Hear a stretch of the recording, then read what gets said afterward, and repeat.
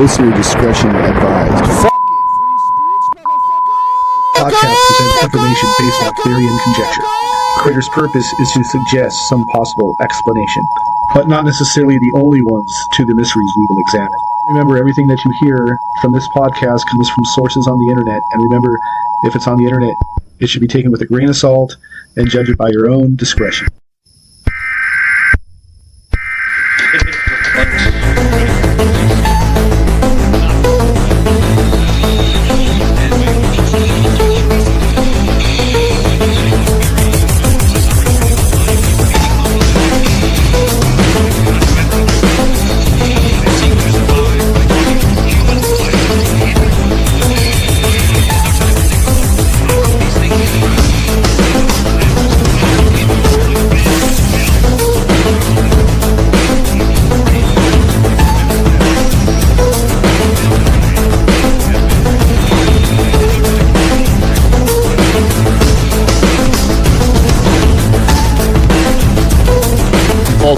Something wrong with the world, the perception led you to research and ask questions, and those questions led you to answers which led you here, to this small pocket dimension in the dark corner of the multiverse. Welcome to the Of Dark Matters podcast, where we discuss topics of the occult, conspiracy, paranormal, and world news. And now, your hosts, Mojo the Mad and Dr. Clutch.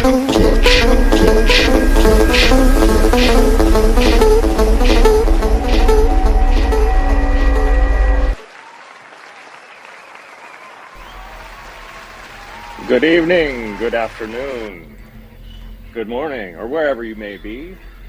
Tonight's destination lies somewhere beyond the boundaries of ordinary experience. Not a place found on any map nor recognized by any government, scientific institution, or religious authority. It exists instead in that uncertain territory where questions outnumber answers and curiosity often proves stronger than caution. Perhaps you visited this territory before. Perhaps it began with a newspaper article that didn't quite add up. A photograph, a whispered story, a strange light crossing a midnight sky, a feeling that beneath the surface of accepted reality there remained something unfinished, something missing, some missing page in the instruction manual of existence. And so you searched, you followed rumors into forgotten archives, traced mysteries through ancient civilizations, examined reports dismissed by experts and testimony ridiculed by skeptics.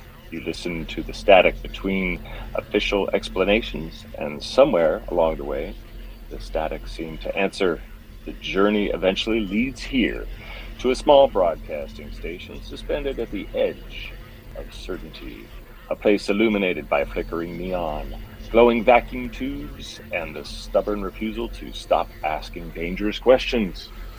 A place where the unexplained is not dismissed, merely placed under observation. Here, conspiracy may simply be history, awaiting documentation. The occult becomes less a collection of superstitions and more a set of instructions whose purpose remains unknown. The paranormal sits quietly in the corner, patient and unconcerned, waiting for science to catch up.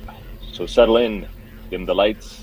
Tonight, our journey includes a guest whose work resides at the outer edge of accepted understanding, a man named Christopher Macklin. To some, he is an energy healer. To others, a researcher of unexplained phenomena.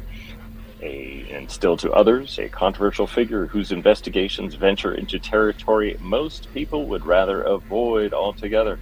Born in Chester, England, Mr. Macklin describes experiencing unusual perceptions from an early age, encounters with energy fields, spirit activity, and phenomena beyond the ordinary senses. Those experiences would eventually lead him down a path that combines spirituality, healing, and the study of mysteries that continue to challenge conventional explanations. Over the years, he has worked with clients around the world, focusing on emotional, physical, and spiritual well-being, but it is his exploration of UFO encounters, alleged extraterrestrial contact, multidimensional phenomena, and the effects such experiences may have on individuals that has made him a familiar figure within paranormal circles. His work has brought him into discussions involving everything from consciousness and healing to the nature of reality itself. Subjects that occupy that uncertain borderland where belief, experience, and evidence often collide. Whether one views these accounts as spiritual encounters, psychological mysteries, misunderstood phenomena, or glimpses into something humanity has yet to fully comprehend, remains an open question. And questions, after all, are the reason we're here. So tonight, we sit down with a man whose investigations have led him into some of the strangest corridors of the human experience. Our guest tonight is Christopher Macklin, and as always, the destination is uncertain. The only guarantee is that before the evening is over, we may find ourselves standing a little farther from certainty than we began. Welcome to the Dark Matters podcast. Welcome to the Of Dark Matters podcast. Yes. Christopher Macklin, yes! That was a long... Yes! Yeah, it was, wasn't it? But we wanted to honor you with it special for you, sir. How you doing today? Thank you for joining us. I'm wonderful. Thanks for having me on. It's absolutely wonderful to be here. Bless your heart. Yeah. So, Clutch, do you want to go ahead and ask the first question here? Well, we can do that, or do you, I guess we can jump into that, or we ordinarily start with a how was your week? Should we just jump into the interview, or should we? Yeah, we're just going to jump into the interview because Dr. Macklin here is on limited time, so we'll go ahead and do that. And you can go ahead and ask your first question, and we'll speak with Dr. Macklin here. Very good. So I'm actually particularly excited about this interview. We're going to be discussing some things that I have less knowledge than I would like to have, so I feel like I'm going to get an education with this interview. So starting off, sounds like from your bio and profile I've been reading about, you have Christopher, you have a lot of information about stargates. So we're going to start off talking about stargates. Could you tell us what a stargate is and why they're why they are important, and that governments would fight to dominate stargates to the tune of billions of dollars daily on the part of the U.S. and the current case in Iran?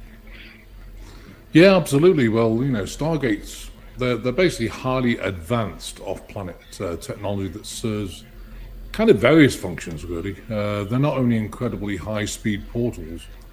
I mean, they can fold space-time, so you could be in a different location at, the other side of the galaxy within kind of seconds. But they can transport beings and machinery to different locations, timelines, and dimensions, so they can go in a different dimension, different time space.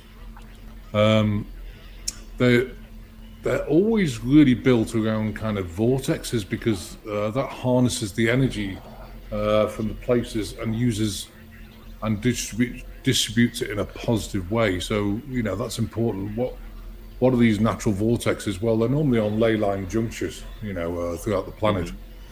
And, in certain cases, it affects the planet's energy. Can be negative or can be positive. It just depends. And at the moment, of course, they're not using it for positivity at all. So that obviously, as a result, this affects the life upon the planet. And unfortunately, it's not been a good experience over the last several thousand years, really since the Babylonian times. So yeah. It does seem like stories of portals, gateways, heavenly roads, and ladders to heaven, etc. They do seem to appear in a lot of cultures across history, and so the pattern of that those appearance of stargates definitely seems pretty real.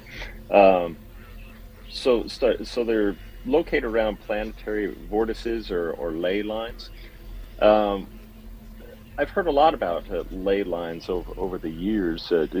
Can you sort of talk about what ley lines are, or what the concept behind ley lines are? I guess they're lines that sort of from my understanding, they just sort of align across Earth, or they sort of crisscross across Earth, and where they intersect, there's sort of a vortice there, or Absolutely, I mean, there's energy lines right across the planet, and of course they move. Over periods of time, they actually move the ley lines.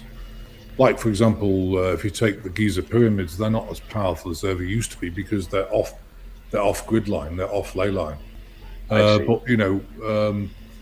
But basically, they're energy lines that really affect the whole planet, and they're there to feed the planet, and that's why we have things like stargates, because it feeds the planet's energy from different places and different dimensions, and and when you get like a juncture, you get heightened electromagnetic energy in these places, which is obviously a perfect environment to optimize the Stargate performance. So yeah, and also you can get portals in these places as well. Portals are different than Stargates, but we can talk about that in a minute. Yeah, what would be the difference between a portal and a Stargate, in your opinion? Well, portals are naturally flowing. They have no coordinate system. The Stargates are very highly advanced coordinate travel time, instruments, while portals are just naturally occurring. The sad thing is, if you walk through a portal, you can get sucked in and end up somewhere else in time space, which you haven't got a clue where you are.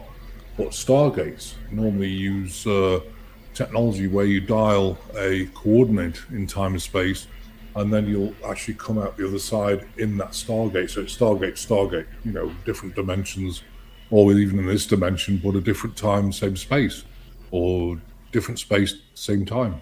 So yeah. So they are very advanced systems. Interesting. So I heard there's a Stargate in Iran called Stargate 10. What do you know about the Iran Stargate 10 and its function? Well, the Stargate 10 is a master Stargate, which affects all the others because it actually serves as kind of a regulator. And when it's working well, it generates tremendous amounts of energy, of course, which we talked about before, that supports life on the planet and supporting other Stargates functioning optimally in different areas. Obviously, the inverse can happen, where if it's used for negativity, it can basically indulge in negative energy, which is obviously not good for the planet. And yeah, So apparently there's a Stargate power node or receptor site in Iraq that supports the Stargate in Iran. Some say that this is the reason there was a war in Iraq back in the early 2000s. Yeah, it is a receptor site. I mean, it is a primary Stargate Q site, a receptor site where it acts as like a secondary activation point to the one in Iran, and so they're both for Stargate 10, which is the one in Iran. So it's a Q site, and the points work together, as a rod and staff, for want of a better word, where the energetic pair balance the region's ley lines, and that's an important thing. And yes, a lot of planet technology that's been confiscated there, of course, but some of it was hidden underground and beneath the museums and in kind of what you call it, like dumbs, So there's a lot of machinery there that's been bought through, and and other powerful items as well. That's why they're really interested in Iran, because of the ancient technology there. Right. On your platform, you've spoken about the fact that thousands of years ago, off-planet beings came into the area of, Iran, Iraq, and founded Babylon. From there, they set about controlling humanity, destroying our planet Earth. Do you think they used the Stargate in Iran to come into the planet to support their I think agenda? some of them do. I mean, the Caucasian mafia, came through Stargates, because obviously they actually moved to Kazakhstan, which is now has a different name, but Caucasian mafia, the Jesuits, and all these sort of things, they all kind of got together and decided that it was time to take control of this planet And so they created a firmament, and this is a draconian system, which basically creates a firmament, and it's got a repeater site in Greenland and also in Antarctica. So, and that's actually breaking down at the moment, which is great because it's going to free humanity. So I have a question for you real quick. When it comes to Antarctica, I'm sure you've heard of the ice cube, correct? Like, they say that's a directed energy weapon. Like, does that have neutrino? anything? Yeah, like a neutrino. Yeah, long neutrinos. range. Yeah, absolutely. They've got all sorts of technology, plasma energy weapons, and in fact, luckily for us, that's why we were so interested really in Greenland, because Greenland, with the tall greys and the Nordics and everything else, are actually helping us. Do they have an agenda? Maybe, maybe not. But they're certainly helping us because now we've got weaponry, especially the US, which is beyond all recognition for other countries. And to me, it's a good thing because it's in the hands of the right people. And what they're doing is, around the world, they're breaking down the Cabal stronghold stopping these beings from manipulating. Because the problem with the Draconians, the Anunnaki, all that, they have advanced energy weapons, so they couldn't really take them out. And since we've had help from the Tall Greys and the Nordics, we now have weapons that can take them out. And so that's why things are changing really radically on this planet at the moment. So some people say these stargates have been used to do all kinds of things, like bringing in these off-planet beings to undermine humanity, and they've been used to take humans off the planet to use in experiments and forced labor situations. So we hear a lot about abductions, alien abductions, the agenda to create alien human hybrids, things like that. Do you think any of what do you know about this? Do you think? Oh yeah, they've got huge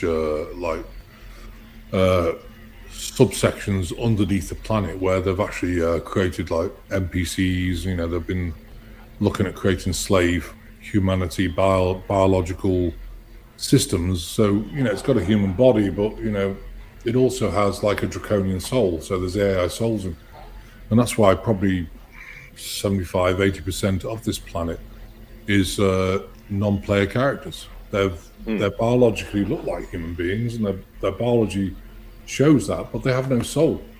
One of the biggest things, I always remind people is if you want a proper human being, you need a woman's womb. You need to fertilize an egg, or you can do it in test tube, but it needs to be in the womb to receive that the human soul. If not, you're going to get some sort of draconian AI system. And they can't even create a monologue, so so it's not a human being. It's kind of checked out. You can always tell these people. Would you say the hybridization project is basically an NPC project, really? Or? Yeah. I mean, well, some are hybridization in terms of there's reptilian hybrids. So they have obviously a reptilian Anunnaki type soul, which is more obviously against the dark side, against manipulation. But these hybrid, what do you call it, draconian systems, that look like human beings, they're really kind of checked out. They can't really have a proper conversation. If you look in their eyes, you can always tell people if they've got a soul because their eyes are lit up. You can see the soul through the eyes. If you look at these people, the eyes are completely dead. There's nothing there. It's just like, hello, is there anybody in? And the answer is probably not. It's an AI-based system for sure. So who are the primary beings that built the Stargates, and who are the ones trying to take them over? Well, the ones that try and take them over are the Draconians, the Anunnaki, Luciferians, Archons. They want to actually control the world, so they want to basically seize these things. I mean, there's one in Tibet. That's why they threw all the people in Tibet out. And that's why the Dalai Lama is now in exile in India. Because they wanted to hijack the Chinese wanted to hijack the Stargate there. But yeah. Who were the builders of the gates, of the stargates? Well, the off-planet beings, like, you know, the good guys, like, you know, the Palladians have built some, you know, the all the different benevolent beings have built them, including Melchizedek and Arcturians. What about Because, you know, Andromedans? Andromedans also, yeah, absolutely. They've all been involved in that, you know, and they are still involved, you know, because they want the human race to actually succeed. And so that's why we've got a lot of help, you know, Palladians, Arcturians, Lemurians, Atlanteans, Andromedans. Obviously, Melchizedek, I was born as Melchizedek being, there's 5 of us here to help as well. So, yeah, we've got a lot of help around here. Thank God we have, because I think if we didn't, human race would be in serious trouble by now. So, Right. What would be like, in your opinion, are angels like a real ultra-terrestrial being, or is it a separate being, or is it misunderstood from other alien species that you just described? well, angelic beings tend to be fairly evolved. They've gone through the cycle of letting go. Now, there's archangels as well. What's the difference? Well, angels are people who have probably reached a level of vibration of unconditional love, and it could be any of the species like Palladians, Arcturians, Lemurians, Atlanteans, and they're all here to help. So angels do turn up. If you call on them, they'll come and help you, you know, and that's a really important point to realize. What are archangels? They're way, way more evolved. They've been around for a long time, like Archangel Michael. He's an ancient Palladian, so he has the wisdom. They have the wisdom, you know. Angelic beings, yeah, they're of the light. They've reached unconditional love and everything else, but they haven't attained the wisdom level because they haven't been around for long enough. So that makes a big difference. So I have a kind of a different question for you. I had heard on the Sasquatch Chronicles podcast, there was a gentleman that had an angelic encounter, and afterwards he said, so the angelic encounter, he said it was very beautiful, very magnificent, like it was the most beautiful thing he'd ever seen, and he was pretty sure it was an angelic encounter. But he said afterward, very dark things happened to him, and his house was starting to get poltergeist activity, and he was starting to see like shadow beings and things in his home, and he was wondering. His question was there some? He felt that the two somehow went together, but he couldn't accept the idea that his initial encounter was demonic. He was certain it was angelic. Is there some kind of attraction that an angelic encounter might have to draw in negative entities afterwards? oh yeah, Do go together? oh well, the two tend to go together. I mean, they're not directly correlated, but there's definitely a pattern, because if you have a massive angelic encounter, you can't really describe the level of love and things you feel. You know, I've been there in Belize, you know, and the level of love when you really get to that God energy, that angelic encounter is incredible. And, you know, you never feel anything like that again. Well, you know, I've felt it several times, but it's like, you can't describe it. Unconditional love, bliss, you know, just like peace, you know, it's a whole combination of things. So what happens is that these beings, the negative beings, watch you. You know, they're watching you. They hunt in packs. So what happens is when you've had one of those encounters, these negative beings then start attacking you. So, you know, like you'll have shadows in the night. You can have things thrown off the wall, you know, a lot of activity. You can even be scratched in the night. You know, Anunnaki sometimes, how do they do that? Well, they switch between the fourth and the third dimension. So what they can do, take an example.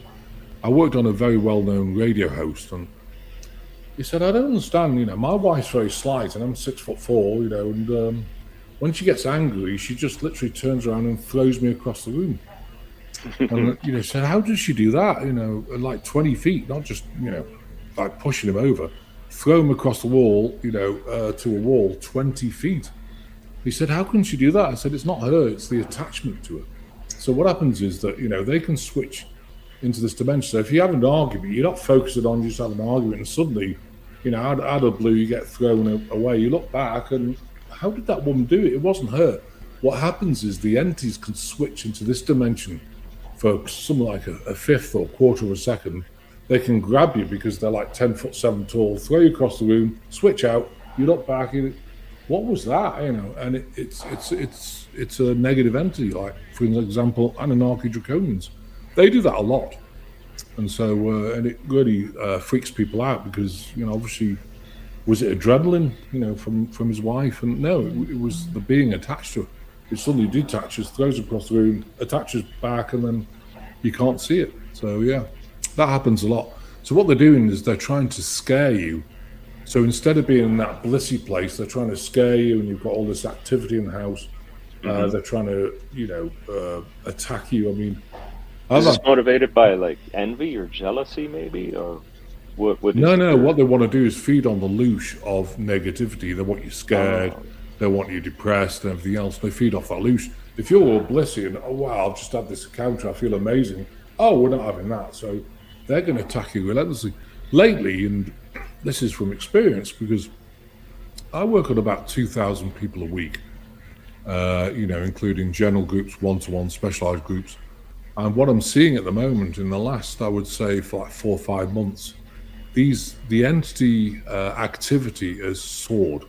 And it's like their last go-round. What they're trying to do is really get the human race absolutely freaked out, upset. And they're even going as far as to actually violate women, and they can feel it, when they violate them, they can feel it. And of course, it's an entity, but they can feel the energy, and it affects the womb. For the guys, they'll scratch them. So you wake up and you've got scratches on your back. How did that happen?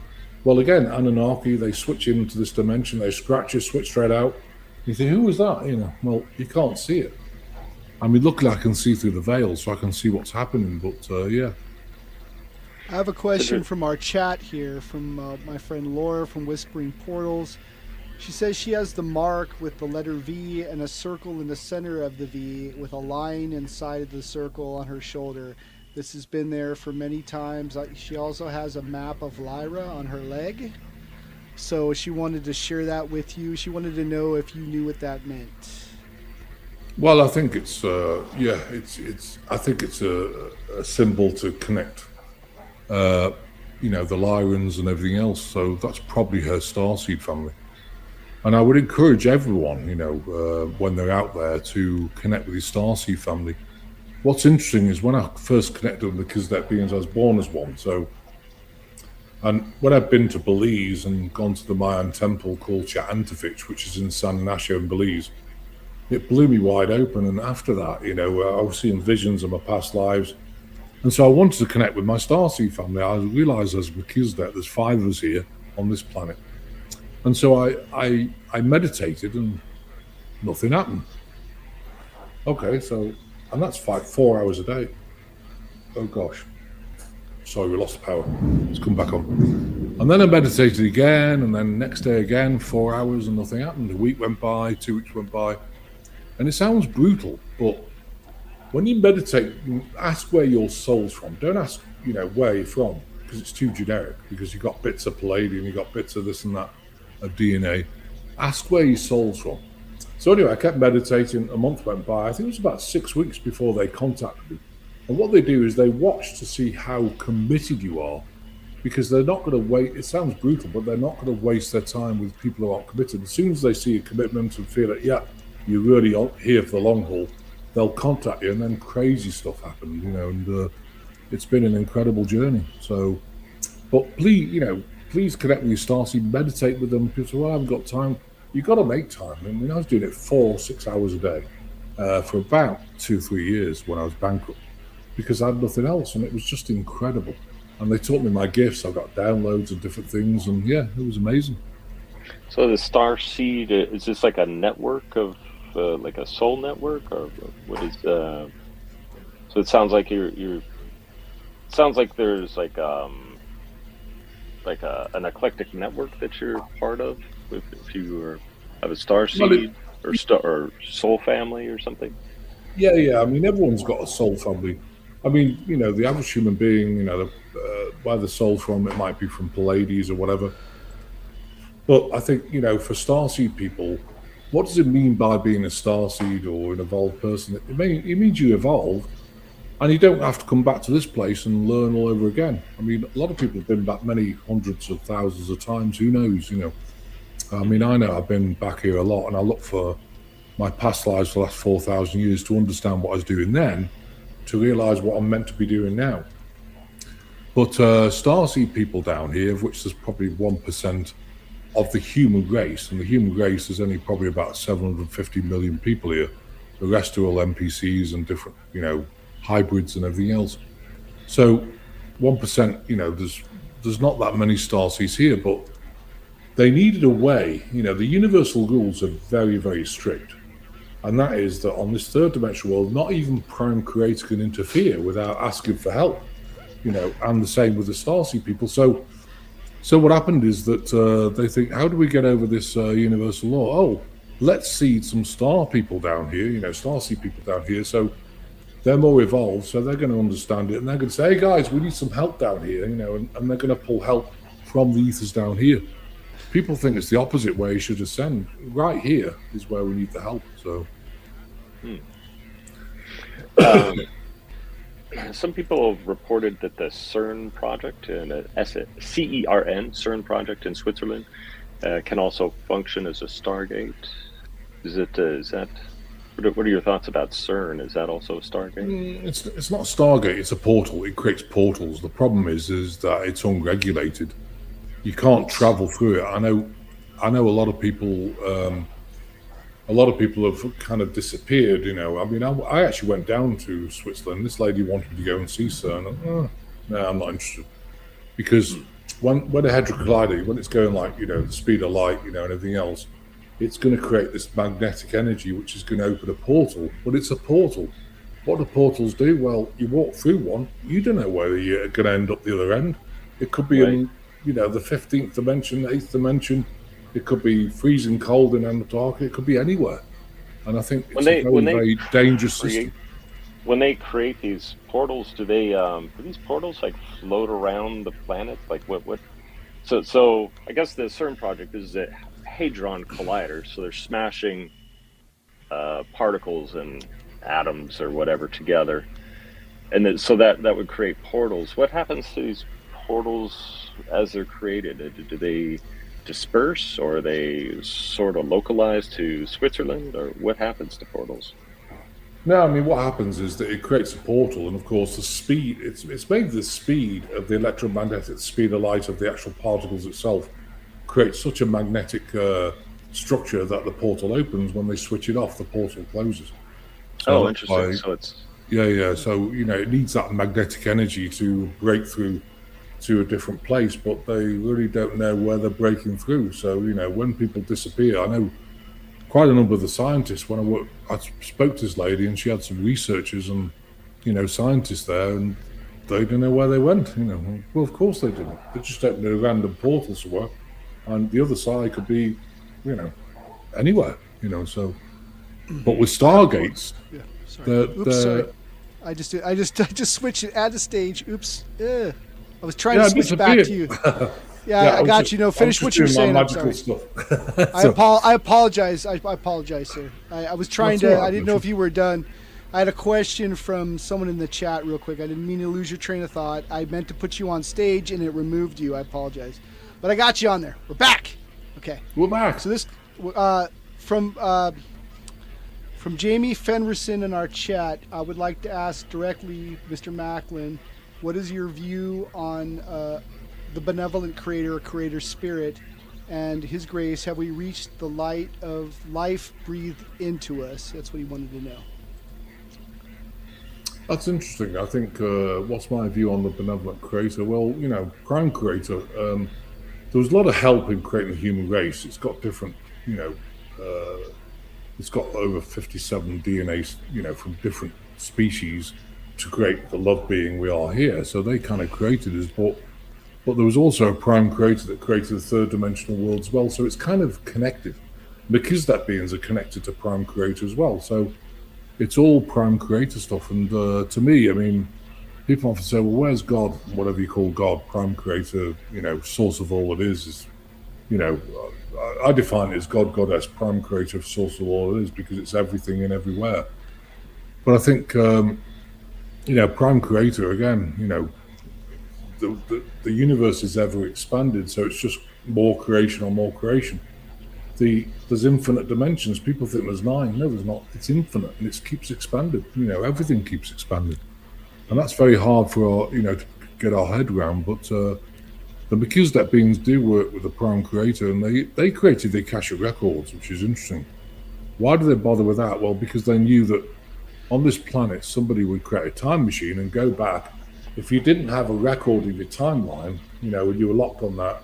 I mean, obviously, at the moment, in the future timelines, we can do anything. You can go be a hairdresser, you can do healings for a living, you can do anything. It's infinite. But the journey you've been on has a record in the Akashic record. So, if you want to go back in a time, machine, you'll go back in time along that journey, and then maybe, for example, you'll go back and say, well, let's take Hitler out. It's 1936. You can't take him out because his timeline's already happened. So that stops people altering the time-space continuum, because if it didn't, the whole thing would collapse. Interesting. So, I guess we've been taught through pop culture that stargates are devices that allow us to travel between worlds and dimensions. But what you're saying, they have other important functions as well, and they can directly affect, for better or worse, the well-being of humanity on the planet. Oh yeah, if you manipulate a Stargate and send negative energy through it, it's going to flood the planet with negative energy. And but the Stargates, I mean, they have Stargate. I don't know if you guys know this, but they have Stargate technology now, where you could have like a frame in your room, and I could say, okay, guys, I'm going to pop over to the studio. So give me the coordinates. You type it in. You literally walk through this frame. You'll disappear and come out the one your side. So we can share afternoon tea or whatever you do, and then you can go back again. And they've had that technology for a long, long time. But of course, why didn't they release it to humanity? And I think it's because one of the biggest problems on this planet is wars, is anger, is a whole host of things caused by the agendas of, the Archon agenda, the Luciferian agenda, the manipulation. And I think until we get peace on this planet, I don't think they'll allow us to use that technology, because all you're going to do is take that anger and frustration and manipulation out to other planets. When we get peace, real true peace, not just, oh, wars are stopped, we've got peace. Well, we haven't. You need peace within people. And I think that's underway. We're on a transition now where there's going to be a lot of peace. I have a question. Apparently, go ahead, Mojo. So, what do you think?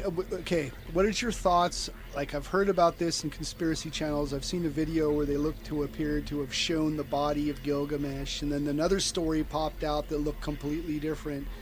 What is your thoughts on this resurrection chamber of Gilgamesh that seems to be kind of popping out of like WikiLeaks and certain thing that came out like 10 years ago? Do you know anything about that? A little bit. I think a lot of it's all nonsense, and I think they make this stuff up. It's like, if you really look at Jesus's time when he was here, for example, just take an example. I'm not a Christian, I think I've said that before, but I do love Jesus' teachings, because all he taught very simply is like, don't judge people, love people, and help them as much as possible, service to others. Simple teaching, really. But I think, his life, he was on the cross, of course, and then did he die on the cross? He basically got to a point where the Romans knew that the soul left the body after 3 days, and because he had massive stamina, he lasted way longer than that. So Macklin did a deal, and they took him off the cross, they paid off the centurions, and they went sailing over to France to a place called, guess what? Tarot. Tarot. Okay, so they go to Tarot. They were the first ones who made the first set of tarot cards, energetic cards. And of course now we have loads of tarot cards, and most of them are just nonsense, because they're someone's interpretation of the original Magi or Melchizedek tarot card. So yeah, thought I'd just throw that in.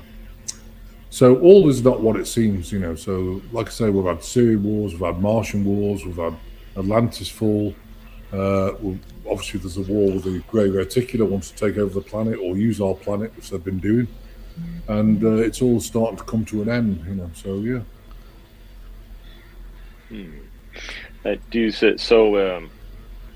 What are your thoughts about this stuff being connected to issues around disclosure and the ET presence, as far as like the stargates? Are they how are they connected to the issue around disclosure and the ET Well, I think presence? it's interesting because I think it's really big. I mean, obviously the cabal agenda with all the reptilians and everything else and Luciferians wanted to silence it. So of course it's been put on the back burner for many years. But I think there's so much disclosure now and there's so much information out there that they had to do something. So what do? They say, well, all alien beings are benevolent. You should just love them. Well, Love all of them. yeah, all of them. Yeah, love all of them. Well, I wouldn't be doing that, you know. And I would encourage people. I mean, obviously, Draconians, you know, the Luciferians, snake beings, you've got the Archons, all these things are manipulating us. Do you want to love them? Well, you can love them, but at a distance, like, don't come in my field. I don't want anything to do with you. But I would encourage everybody to use their own intuition because there's a lot of misinformation out here, and the only truth you have is within you. You know, I've seen channelers and stuff. You know, I went to an expo, I'll not tell you which one it was. I got there and the energy was terrible. I thought, oh my God, I know I can stay here. And so I asked Mother Mary, one of the kids that being, I said, so what percentage of people are authentic? She said about 3%. What? 3%? So 97% of people are manipulating. She goes, yeah. I thought, wow, that's incredible. Now, what happens is, you know, can you blame these people? Sometimes not, because what happens with, like, for example, someone who's doing a reading for you, they might be connected to an Anunnaki. So they say, oh, tell me about a life. Oh, well, I did this and did that, you know, and you'll get like 3 truths. And then they'll give one big lie and say, well, you should be going to Portugal or France.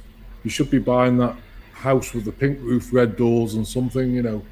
Mm-hmm. And because they've sown that seed, you're going to get on a plane. You're going to go to France or wherever it is they said, and you're going to find the house. You know, some crazy person has, oh, I've got the house. They were right. And they've completely taken you off your divine path. And that's why I think everything you listen to now, especially Truth Seeking Community and all these people, use your intuition. Does that resonate? Yes or no? Or use a dowsing rod. You know, we have dowsing rods.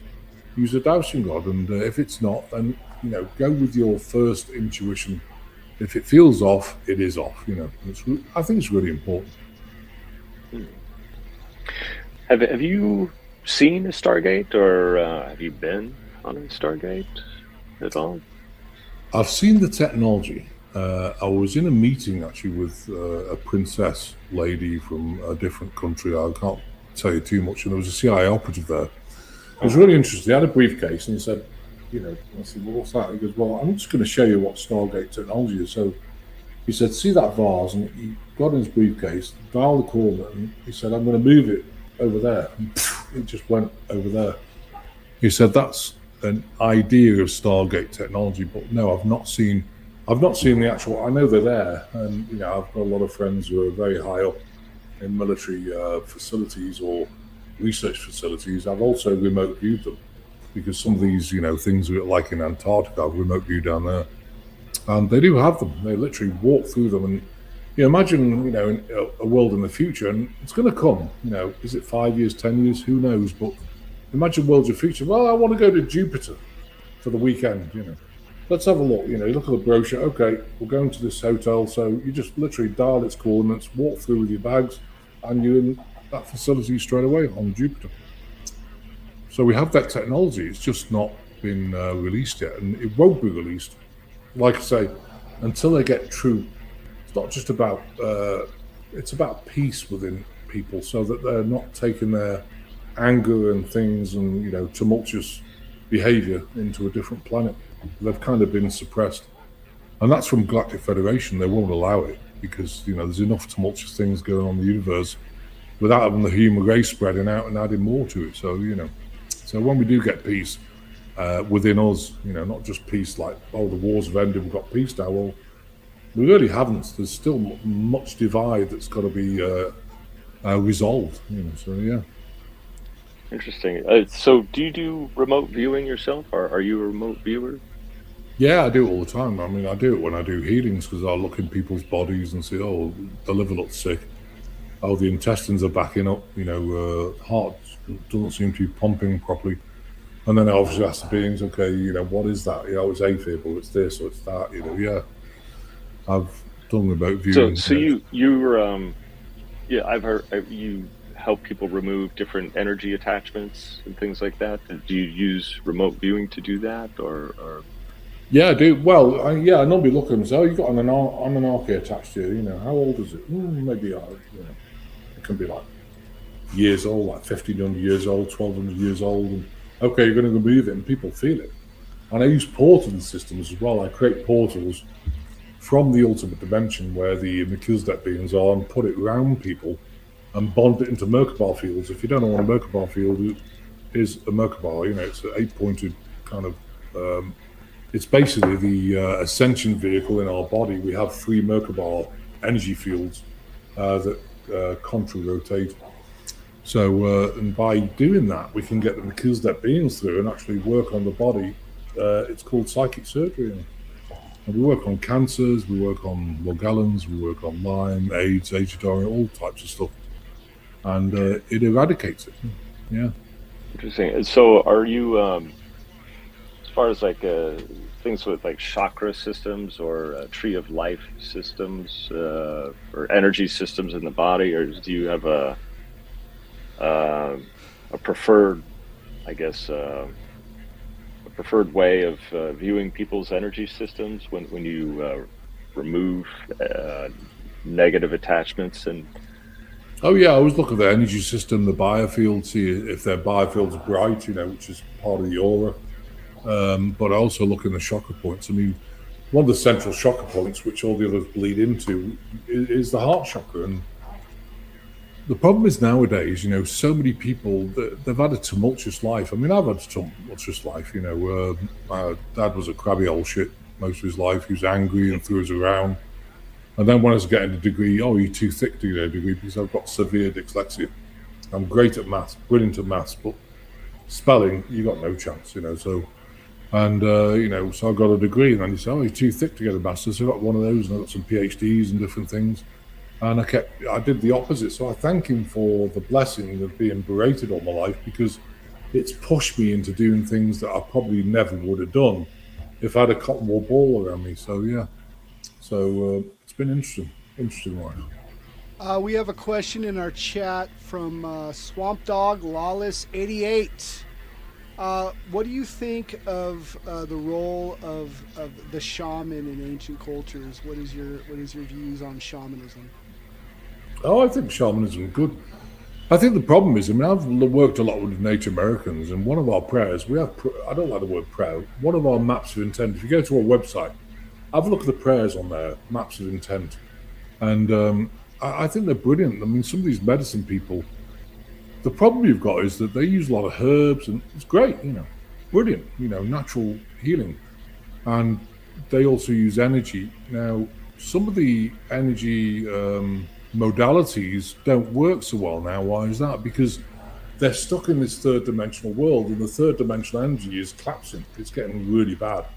And I've seen with my clients over the last probably 2 or 3 weeks, the level of anxiety in people now, they're losing their shit. They really are, because there's so much anxiety from the collective. And again, we have a map of intent, in quotes, a prayer, to remove it. I'll do it in a minute with you guys if you want. But shaman are great, The problem is with some of the diseases now is they're manufactured from off-planet technology.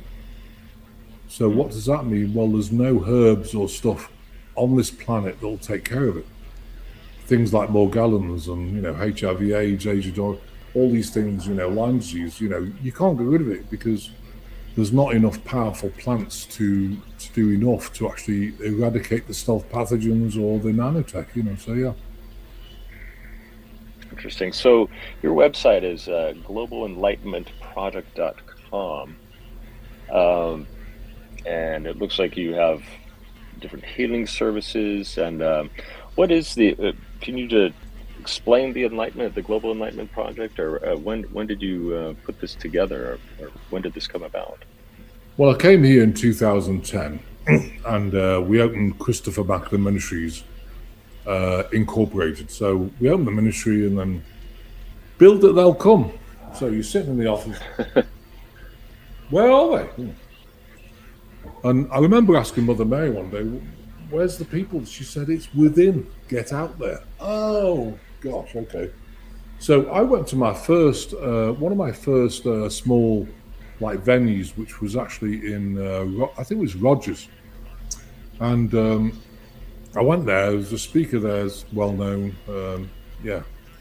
Dolores Cannon. That's interesting. But anyway, I'm not going to go there. But anyway, I went there and I had a small table. It was like $100. I was slammed. People don't know me. Why am I so busy? And they said, it's your energy. They feel your abilities and your energy. I thought, wow. And so I came back from there and it just took off from there. And I kept tracking all over the US, learning cause and effects. We got rid of cystic fibrosis. We got rid of heart conditions, heart valve issues. We got rid of a whole host of things, lung issues, COPD, you name it. It's eradicated. So, and that's how, I was trekking all around the US, and now it's got a momentum. I don't need to, because I work with podcasts and I work with, people over Zoom. I work with people on the phone. So yeah, and that's where it came from. So you do. I just wanted to. We got one time for one more question, but I wanted to make sure that we're keeping with the time that you needed to go do what you needed to do in about 10 minutes. I don't mean to cut you all off because it's getting crazy. No worries, we want you to come back on. We want you to come back on, but I want to be respectful of your time. And so, where can everyone reach you? Anything you'd like to plug? Anything at all that you could tell our audience, because there's a lot of people wanting to talk to you right now. And SNX Radio, Coley Weber's in our audience right now, and she would like to get you on her show. Have Donna contact me, or maybe she already knows how to contact you, but I can put it through for Donna for you as well. Yeah, if you can give her Donna's details, and that'd be great. Yeah, absolutely. Go ahead. So going back to Global, so 2010, opened the ministry. It started to get busy and busy and busy. It got a momentum. And then we decided, I married my wife about, 8 years ago, and we decided that we wanted to create a fictitious name. It sounds dodgy, but it's not. We created a fictitious name linked to the ministry called Global Enlightenment Project as part of the ministry. And the reason I did that is because I've known for about 10 or 15 years that we're doing a pyramid project. What does that mean? Well, one of my main goals down here is to create off-planet pyramids. The size of them is, one is just under, it's 999.99 feet tall, 666.666 feet tall, 333.33 feet tall. They will be placed on the planet in America somewhere. I can't tell you exactly where, because they'll buy up all the land around the ley lines. And they'll be put on the Golden Curve. The biggest one, they're all made of moldavite. You couldn't make them on this planet. There's not enough moldavite. And when they arrive here, what's their purpose? It's basically to inject so much energy to blow out all the satanic symbology on the planet. And that's one of my main tasks and goals down here. And it's going to cost billions of dollars. It's way out of my league, but I've got top banking people who are putting the money together. So let's see, Can I promise it? No, of course I can't. I always believe when the check is there and the ink's dried, we're going to do the project. Until then, but they're building them off planet. They're going to bring them down here. So Global Enlightenment Project is enlightening people, helping them heal at the moment. So we do that. I work on 2,000 people a week. So if anyone wants to come on the general groups, we have a general group healing. It's by donation. If you have no money, please go on. And I do it Thursday night, 5 p.m. Central Time, and Saturday, 11 a.m. Central Time, which is this morning. Oh, yeah, it's Saturday. And We've also got a ceremony coming up. So if anyone wants to come on, that's free to join. It's the ceremony where what we do is we create a God ritual, and what we do is call out all the big tech, big pharma, the deep state, the military industrial complex, all the negative elements on this planet, and what we do is bring them all before God for justice, release them to God with unconditional love and forgiveness. It's a very powerful exercise. If people want to join, please join, because the more we have, normally we get 200 or 300 people, we have that up to 4,000, but the more people who speak it, when we go through it together, the more powerful it is. And, people say, well, I can't do anything. We don't have the sort of money the cabal. You don't need money. All you need is prime creator behind you, and you can make a difference. So we're doing that on the 20th, well, actually a week today, which is the 20th of June.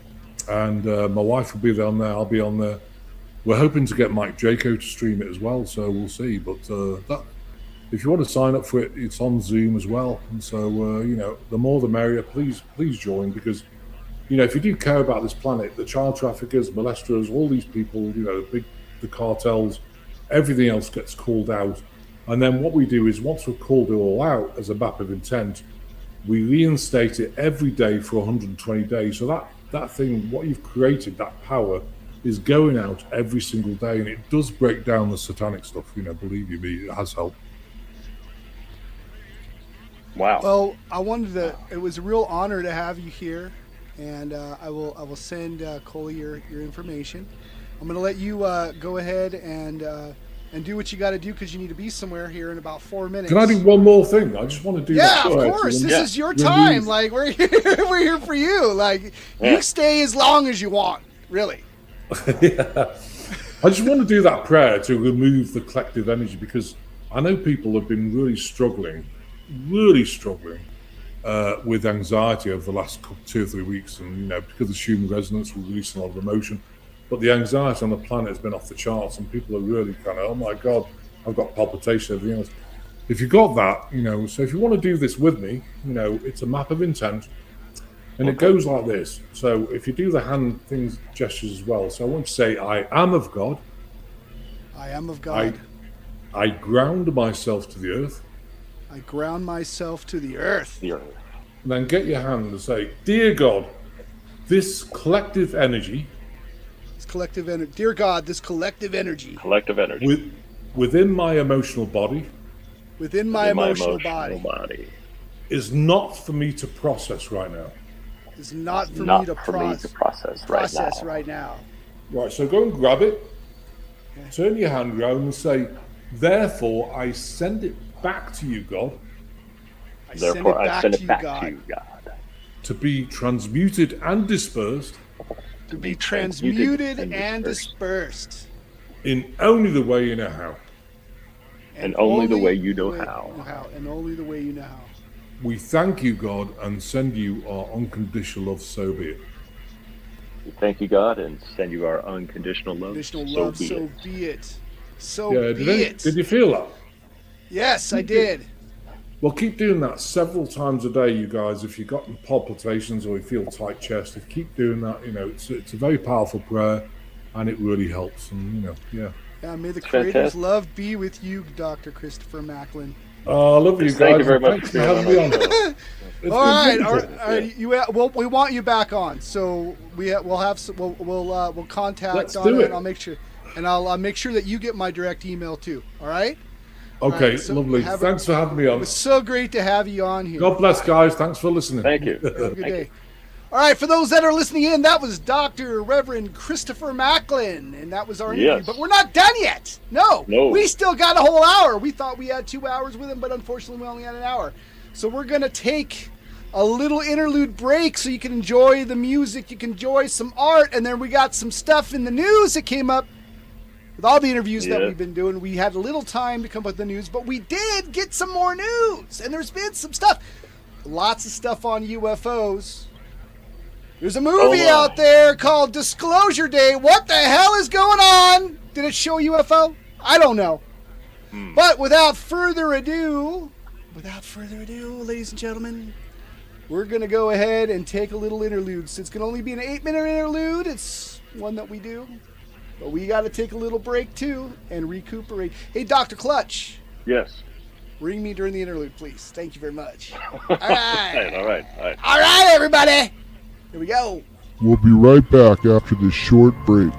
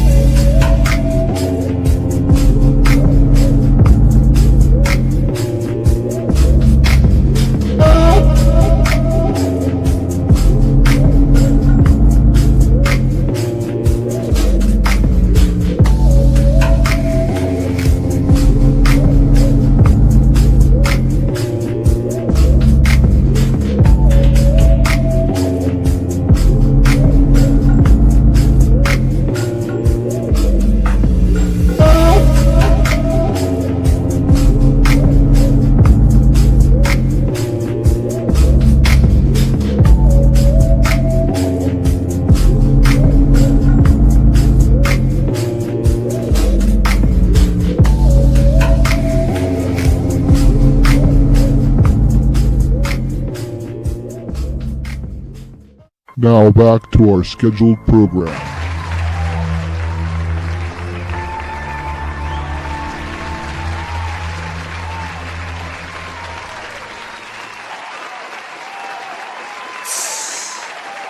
We are back. We're back. With some bizarre, strange, and unusual stories that have hit the internet. Yes, to delight the senses. Yes. I am Mojo the Mad. This is Dr. Clutch. Yo, dog. Yo, dog. Yeah. Just gonna keep changing my subtitle. Yeah. Yes, that was a great interview. Sometimes we do things backwards. Yes. That's okay. We do things backwards. Backwards. But let's open that sci-fi door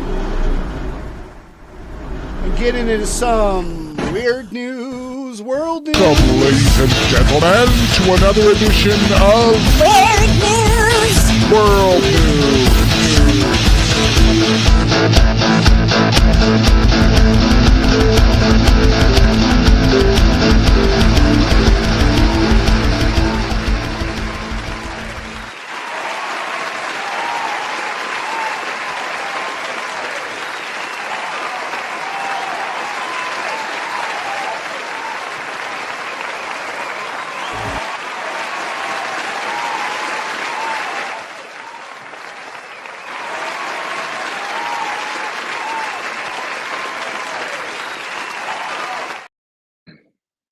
Love that. Okay. Audience.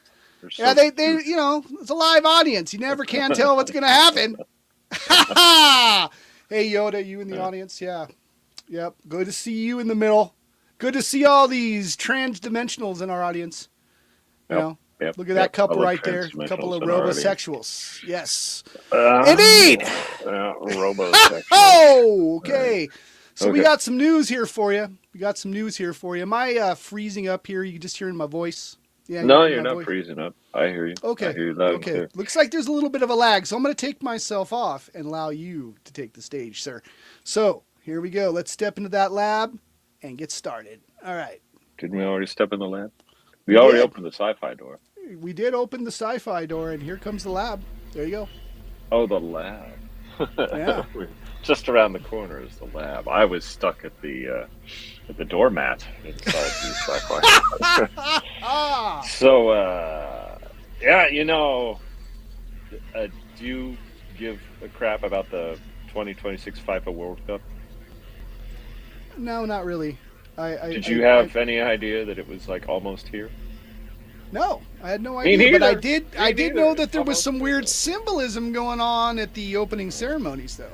Oh, that's always they always do the weird symbolism. I like to have. I'm becoming a news cheater these days.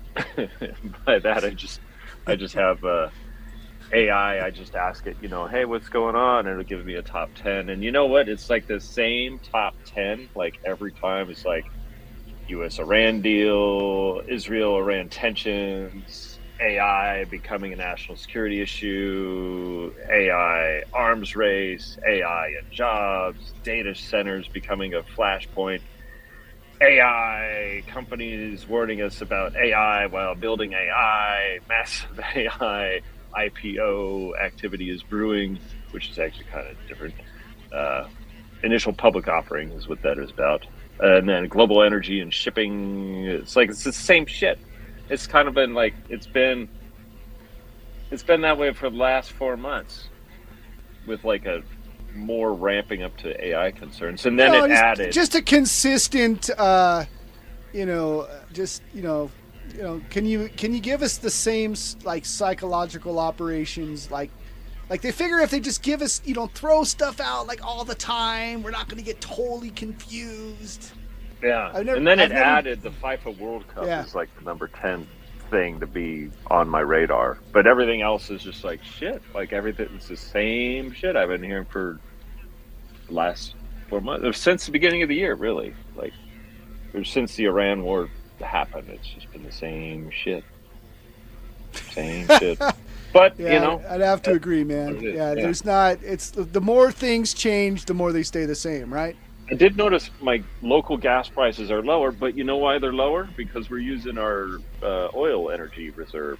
So Trump Yeah, is selling yeah. our What could go fucking wrong? oil. Yeah, what Yeah, could what go could go wrong? As wrong? soon as that Yeah, runs out, then oil prices should go back yeah. up. Why does it have to be all of the four horsemen of death all at the same time? You know, I mean, Well, if they you know, just why does it release have to one, be that analogy, right? Like, I mean, you know, we're hearing talks of famine. We've had plagues. There's wars. You know, what's the next one? famine, plagues. What are the four horsemen? Yeah, What are they? Oh, let's just find out. What do the four representation. horsemen do? The four horsemen represent? Chotamatane. So, it would be divine. So, conquest, war, famine, and death. That's what it is. So, conquest. And when I think conquest, I think of chocolate milk because it represents lactose tolerance and conquest. Isn't that what you think of? Chocolate milk? All the well, I can't have chocolate milk, so That, well, I wish I could. No, are instead you for me it's sugar free, son, because I'm 53. sugar-free? Sugar free and 53. Yeah. Sugar-free at 53? So we like to pivot away from this general news slop. I think it's news slop if it's the same shit every time. But yeah, so on the UFO side of the news, there's been more movement in the last few weeks. Yeah, so UFO UAP disclosure. Apparently, the biggest concrete development in the is that the U.S. government has continued to release additional batches of previously classified UAP UFO files. The latest release included reports of glowing orbs, military sightings, and historical documents. However, none of the newly released material provides conclusive proof, and it seems like Richard Dolan has already featured it in his books. Do you have any Richard Dolan books in your library, or do you imbibe in audiobooks at all, Mojo? Mostly his lectures on YouTube. I think I have one He book has of a his, like an second Audible, USO. but I haven't gotten to it yet. But I've heard about the USO book and him talking about it. Well, he's got a second fucking USO book. Two. How many people write books on USOs? I only know of Richard Well, Dolan, it's become and he's more got and more. two of them. Yeah, it's become more and more in the news. But the first time I heard about USOs was like on a History Channel documentary about them. Yeah. And it had Yeah. Richard Dolan on it, you know? So It must have amongst Dolan. other people like Russian insiders and ufologists talking about like the swimmers of Lake Baikal and other UFO experiences under the water. Yeah. I was listening to. So I have I kind of have a Richard Dolan section in my library. I was listening to one of his audiobooks on Monday night. It was UFOs in the 21st Century Mind or whatever. And it was like one of those more overview type books for like a gateway book, let's call it. So I was driving around, and I had a my second shingles vaccine on Monday night, and I was driving around I had it Monday afternoon. I was driving around doing food delivery and listening to this audiobook, and the side effects of the vaccine were kicking in, and I swear I thought I was going to get abducted. And so I was like, David Paulides always warns about that 4 a.m. hour, or the 4 p.m. and 4 a.m. is when that's when shit happens. So disappearances happen. Well, and I was like, also I better between get the home before time 4 of a.m. 2 and 3 in the morning too, man. Whenever 2 I've and had a 3. weird experience, it always seems Yeah. to be at 2 and 3 in the morning. Yeah. Which is close to 4 a.m. in the morning, yeah. So I always feel like, if you're feeling weird, you're listening to a Richard Dolan book, and you just had a vaccine, maybe think of heading home so you don't get abducted. So, cautionary measures. Yeah. But yeah, so congressional disclosure crowd is still active. David Grush appeared with lawmakers and again alleged that billions of dollars may be hidden in classified programs beyond normal congressional oversight. Grush still in the news. So members of Congress continue pushing for stronger whistleblower protections and more transparency.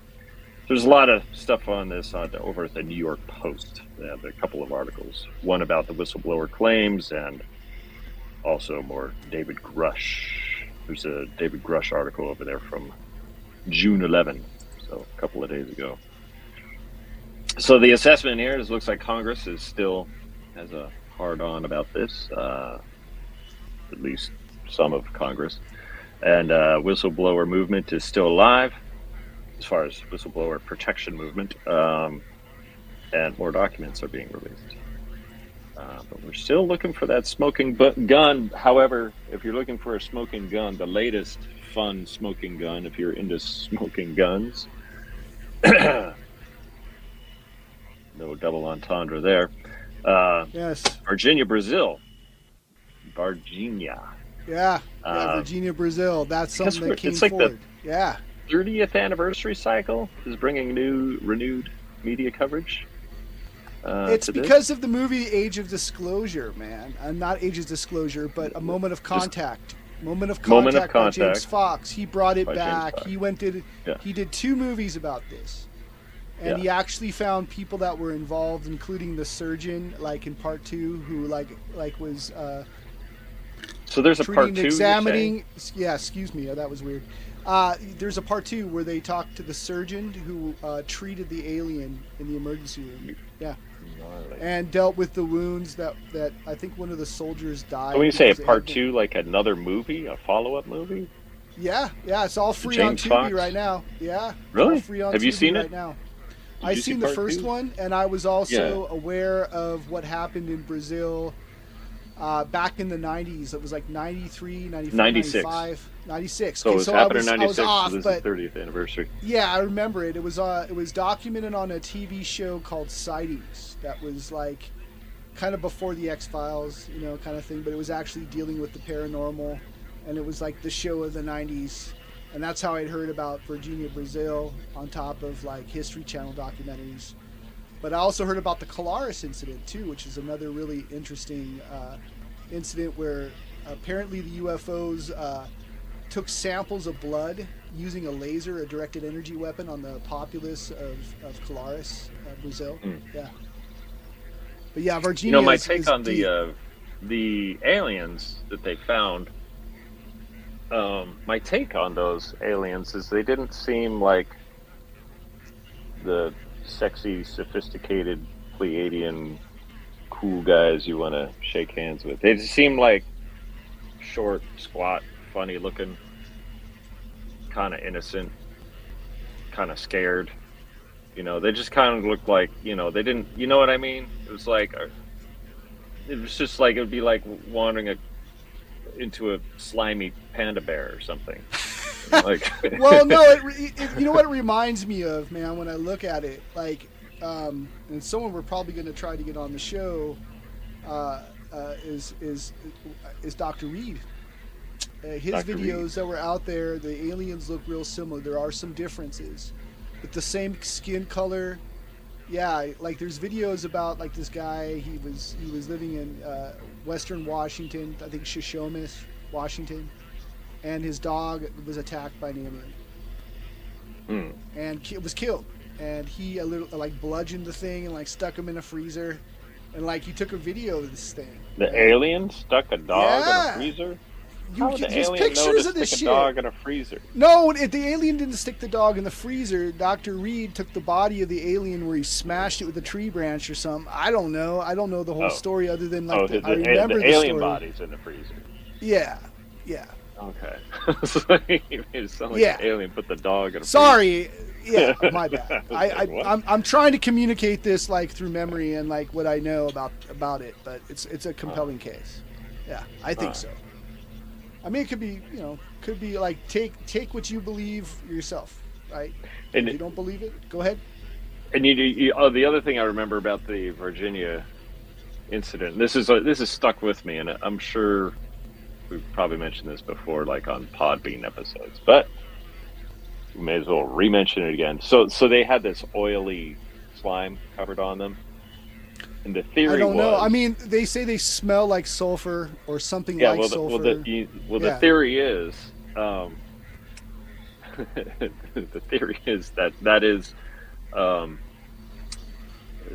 because they don't have a butthole exactly. This is how they release their eliminations, let's call it, their poop through their skin, and that's why they smell so bad. Is basically if they're. I've heard that. I've heard that they excrete like a sloth does. Yeah, like a sloth so if does. they crash their spaceship and they're terrified, it's basically they've shit their pants, but they're not wearing pants. They're just their shit's coming out of the skin, which is kind of sad. And but that's what they say it is, because they report alien greys. They don't have genitalia or a butthole or a mouth or anything, so they get their nutrients by painting on they take like a nutrient bath, and so the nutrients get absorbed into the skin, but therefore the elimination of, if there's any eliminations, that also goes through the skin. So if your UFO craft is going to crash and you're scared, your way of shitting your pants as an alien is you suddenly have oily skin. If that makes sense. Do you follow what I'm saying? Yeah, I've heard it. I don't know what I don't know how to answer that, because I don't know like what this is or what's going on. It's only theory to me. Yeah, I don't know, but I've heard it's like they excrete their waste through their skin, and therefore it's pathogenic, right? Like it caused some problems with like somebody got scratched or something by one of them, and plus he it's died. super foreign. They probably have some kind of radiation through their bodies or something. I've also heard of like abduction incidents with like I don't know if they're abduction incidents more than they are encounters, but with like light being type of incidents. But if a light being is also like highly radioactive, and this can like you'll have some strong radiation effects. Like you've heard of people that go to the doctor and they've got like severe radiation, and like the doctor will be confused, like, were you out in the sun? Did you sit on a toaster? Like, did you put your elbow in the oven? How did you get this burn? Type of thing. Have you heard of that? With radiation exposure? Yes, no. I don't have enough information, man. You don't have enough information. Okay. Well, like, repeat it, please, because I'm not trying to sound special, but I for some reason I didn't get exactly what you were saying. Could you say it again, please? Yeah. So with some like light beings or like light being encounters. Okay. Because they're made of light, they're like highly radioactive, and so if you have an encounter with a light being, you could have like radiation burns. Possibly, yeah. I don't know. I've never had a contact with one of those beings before, so I can't consider myself. I've never heard of that. No. Oh. I've heard of like what Dr. Macklin was talking about earlier, though. Like when people have an angelic encounter, like they get swarmed by negative entities, type of stuff. Like almost like insects to a light outside. Do you see what I'm saying? If you were lucky enough to be chosen by an angel, then the dark kind of wants to test you all the time and mess with you. Like you become a beacon, right? So I've heard of that. But when it comes to like getting, are you talking about plasma beings, like those plasma beings? Well, yeah. I think even if it's a plasma being, that could be. Once you're outside of like carbon based, and you've got you're different. But yeah, I would say plasma or light being, or I've even heard of like orbs. Like if you get too close to an orb, like an orb is also going to be radioactive. I've heard a lot more and more about orbs in the news. Well, not just in the news, but like testimonial news, I guess. Like as far as like interviews of the paranormal, seems like there's an uptick in like orb encounters. I don't know. I saw a documentary from the 1950s, and those same orbs that we see today that they're filming are basically the same footage from this 1950s like pseudo drama documentary that I watched from the 1950s. And it was the same stuff, like the same people going to Congress or talking to the news, or the same kind of characters that you see now were playing out in this documentary from the 1950s. What was the documentary? I think it was called Flying Saucers or something like that. Yeah, it used to be on Prime for a little while.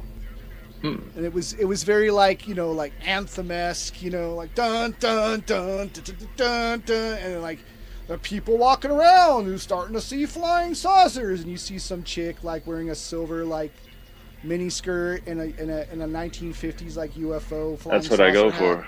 Chicks Yeah, and of course. silver mini skirts. Of course, who wouldn't? Yeah. Yeah. Like, who But I wouldn't? mean, but like there was a contactee movement back then, so most of it didn't have a sinister edge like it does because of our culture now or whatever. It seems to reflect the culture a little bit. It seemed a little bit more, that there's going to be aliens from Venus coming and that kind of stuff. The Space Brothers. Space Bros. Yeah, but Virginia is, they say it's like kind of under the top 20 UFO cases, but I don't know if I was thinking it should be under like the top 10 video cases. Like compared to like they say like the Roswell incident, Rendlesham Forest, Phoenix Lights. I kind of think like Phoenix Lights should be like number 12. It's like not on the top 10 anymore. I don't know. I feel like the Phoenix Lights. I mean, there's pretty intriguing, but I don't know what to make of the Phoenix Lights. I keep pivoting on. It's Phoenix all Lights. weird, man. It's all weird. It's all weird. Yeah.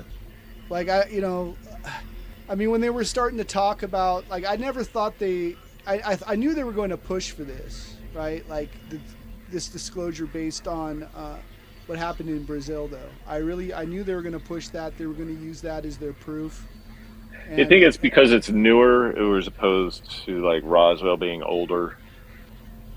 Like Roswell's just getting further and further away. Whereas I think it's because the people that are still alive that are doing it, and they're willing to talk about it, and they want to talk about it. Like, there's more and more people wanting to talk about it.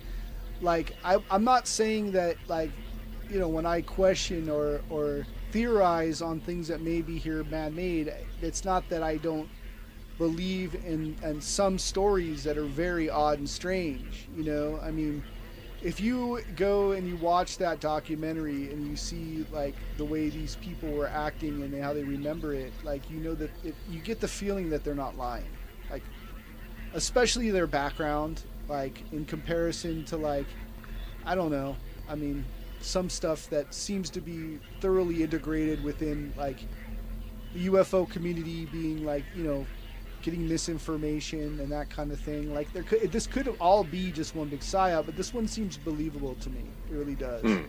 Especially since the Ministry of Defense, former Minister of Defense there, is now running for president, and he basically said that if Trump releases all the files, he'll release all the Brazilian files as well. And he was admitting in an interview recently that this really happened.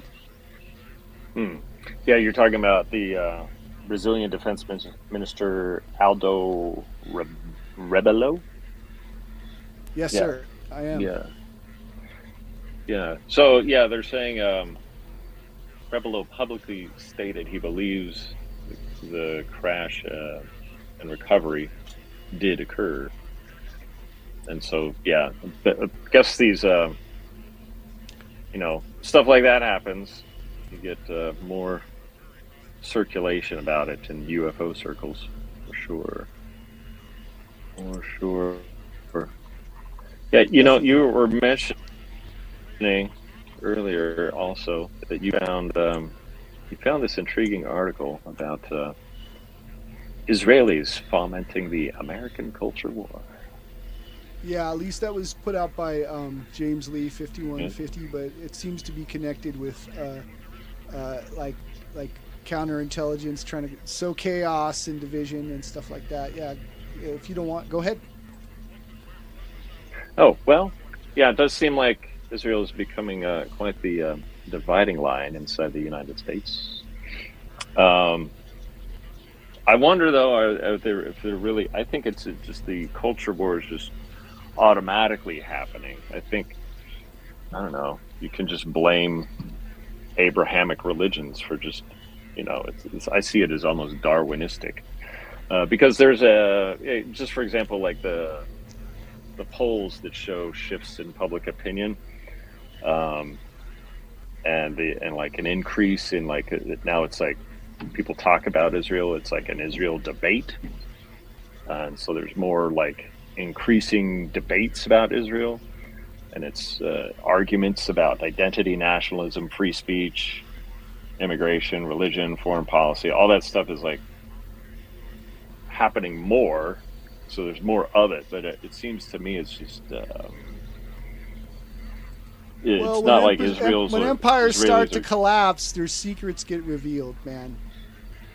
Like, yeah, that, I don't that's think just I don't the know way it goes. if Israel is causing it. I just think they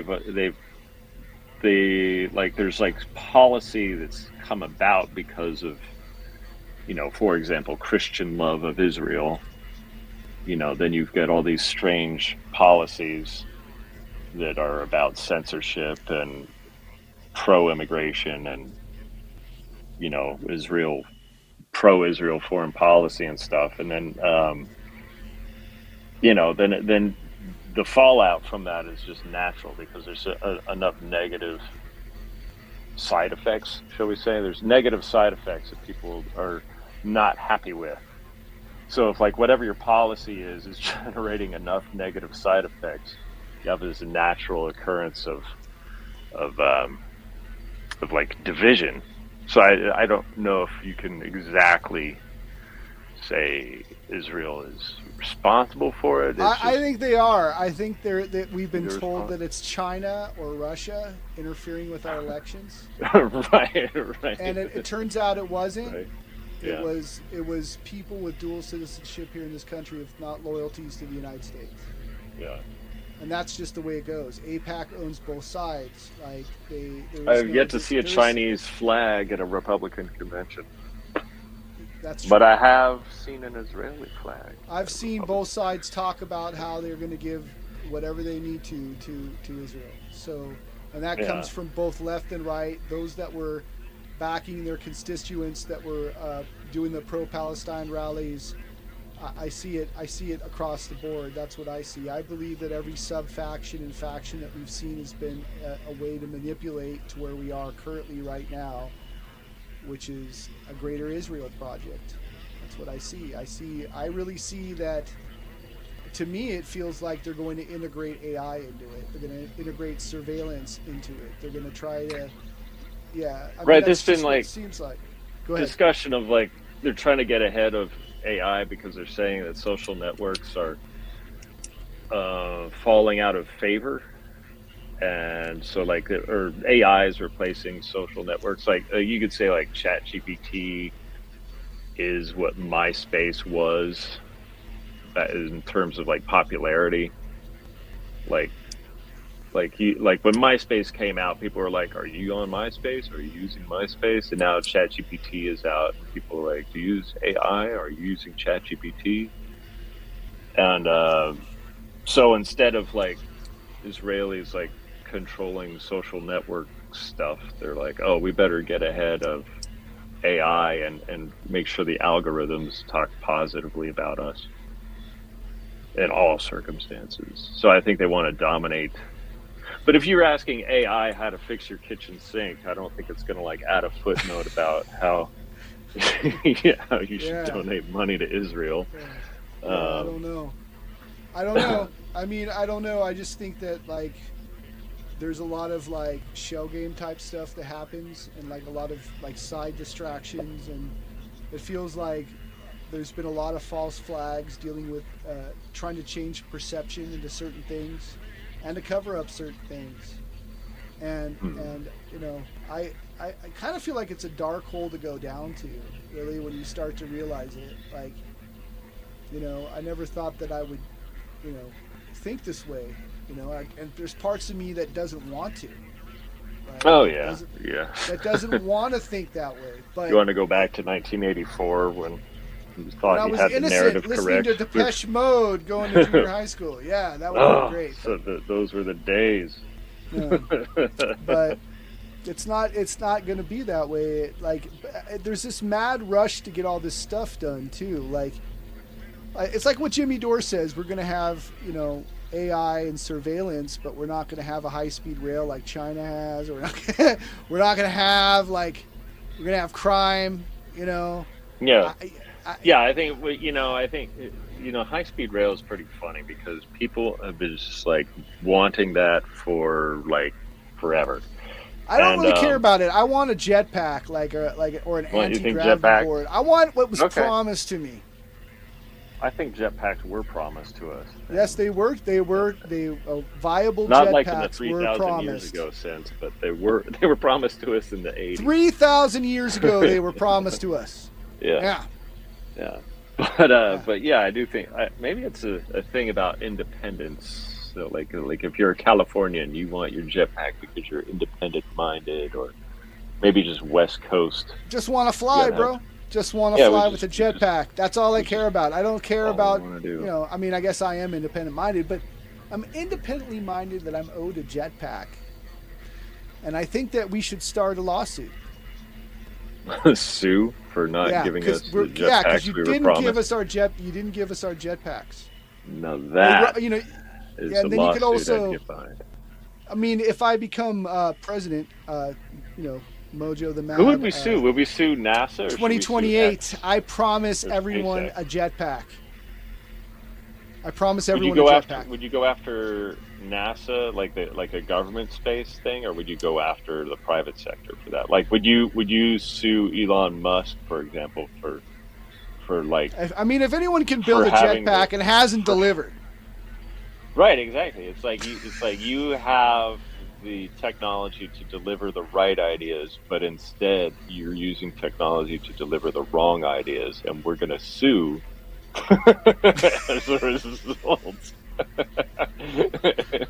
Because if you have the technology to deliver right ideas, there's no excuse for you for not giving us a jetpack or a hoverboard. And you can't say you were ignorant of the right ideas, because we've known about jetpacks for a long time now.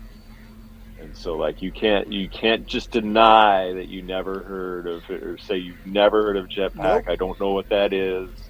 No, but you know what a jetpack is. You've been flinging it in front of us since you started creating it, and you never followed through. Closet. Yes, you have 6 jetpacks in your closet. Just think of the brotherly love we would have, and the safer streets if everyone had jetpacks. Right. Yep. Brotherly love. Then, well, you know, there would be. I mean, because everyone would be happy flying. Yeah, but you know, there would be people that are like high out of their mind flying their jetpack too.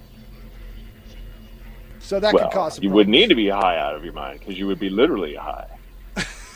Yeah. In a jetpack. Yeah, so we could start the Brotherly Love Jetpack League. In addition to jetpacks. How about jetpacks cure racism? Probably, yes, yeah. Because I think if we have rail in America, like high-speed rail, it could intensify racism, and jetpacks would be the antidote. Is the anti-racism solution? Is jetpacks? Yes. Indeed.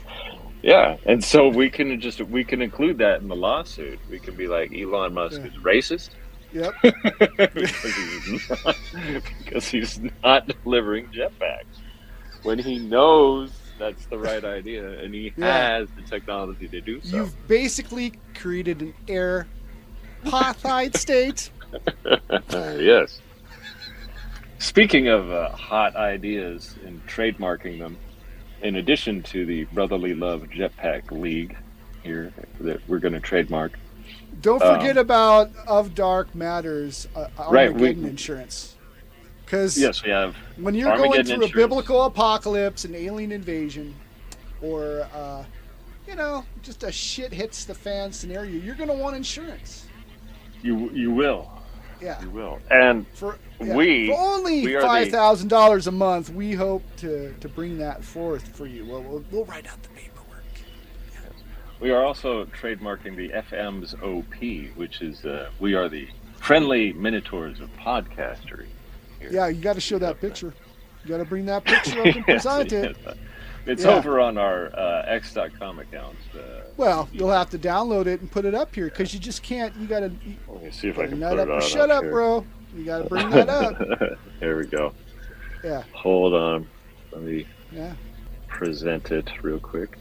He's gonna go present Slides it. and PDFs, image Yes, file. because we are the minotaurs of podcastery, a regular chimera, if you will. Yeah. There we go. There we go. Here On we the go. way. You guys ready Add for it? Stage. Whoa. You just Whoa. there we go. There There we it is. are. Yeah. There we are. Well, it's Yep. not. That's one of us. Yeah, that's No, that's that's just one of us is in that picture. Yes. And if this looks familiar, if it looks like a little milking farm that you've heard about through different social media, you'd be surprised that it's not at all. She's not holding a milk jug. Nope. So it's totally different. Yes. Yeah. So soon you'll be able to buy that T-shirt. And you'll also be able to buy the Brotherly Love Jetpack League T-shirts at our store, and our Apocalypse Insurance. That'll be more like a digital download. The Apocalypse Insurance. But yeah, we're gonna have all kinds of good ideas flowing forth from Yes. the Like dark the mighty matter, Ganges. Yes, they should flow forth. flowing forth. You know, pivoting back to UFOs real quick, just for the heck of it, there's a here's kind of an intriguing question here. Why are governments releasing more UFO, UAP material now while simultaneously insisting they have no evidence of extraterrestrials? Because It's like they're saying, it's to confuse here's the you. UFO files, and then they're also saying we're not confirming aliens. Yes, because they're afraid to say aliens because of one reason: abductions. The minute you start talking about abductions, then that's in acknowledging them. Then you have a problem of lawsuits because then you start going into treaties and deals.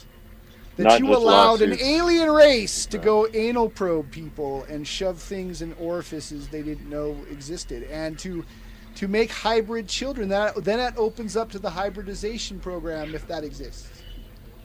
Right? Because then that becomes real. Then you have to start digging a little deeper, right? You have to start I noticing, think are there genetically hybrid children that have been made under Zorro Ranch? Oh no. Yep.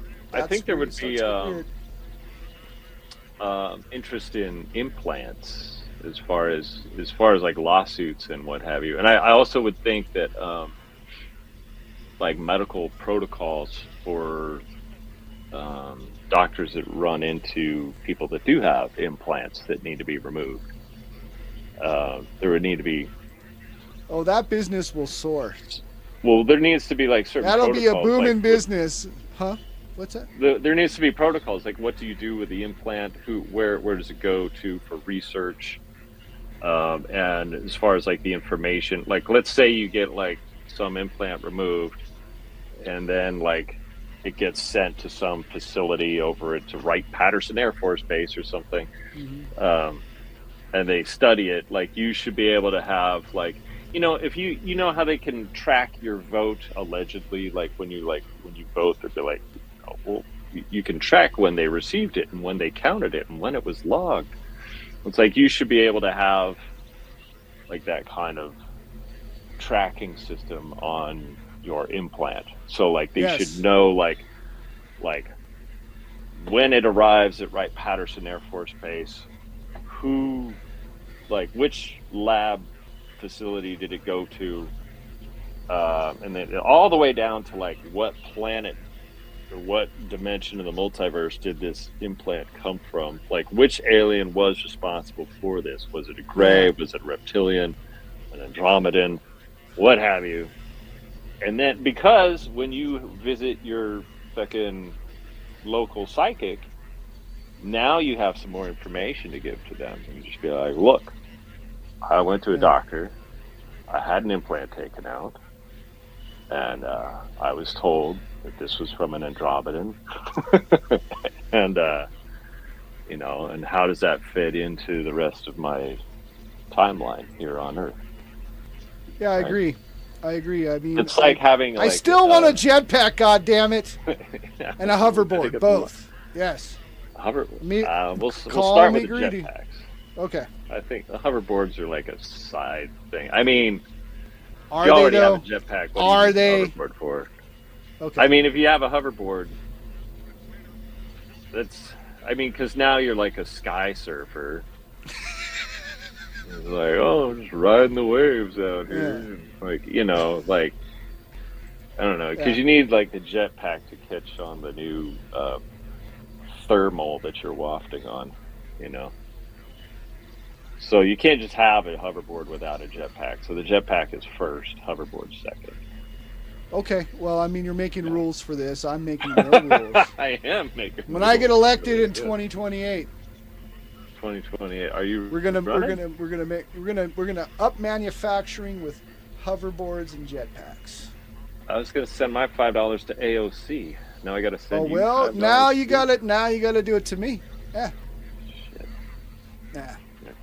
Huh. There you go.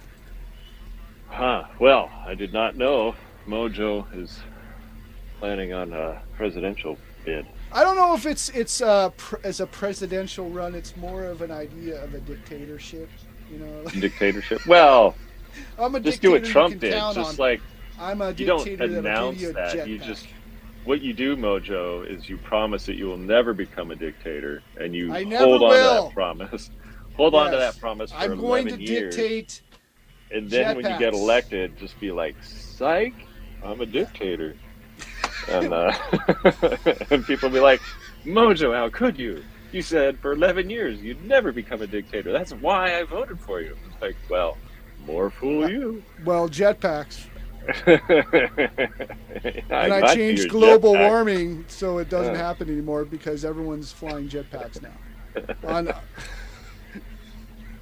Yeah. Everyone's flying jetpacks. I think though, if you're like a senior citizen, you shouldn't be flying a jetpack. We do not need. Yes, that's true. If you can remember when there possibly wasn't any cars, there's no way you're getting a jetpack. Maybe and there also has to. What's that? A hover wheelchair. You know, maybe make sure you're not drunk driving, where you can't drive. Can't. No. What's that thing that they put it on? There's cars. gonna have to be some rules. Yeah. It's like a breathalyzer test before you get in it, before you drive a car. Yeah, it's hooked up to the jetpack, like it's. Yeah. So which is why I guess you'd have to have like a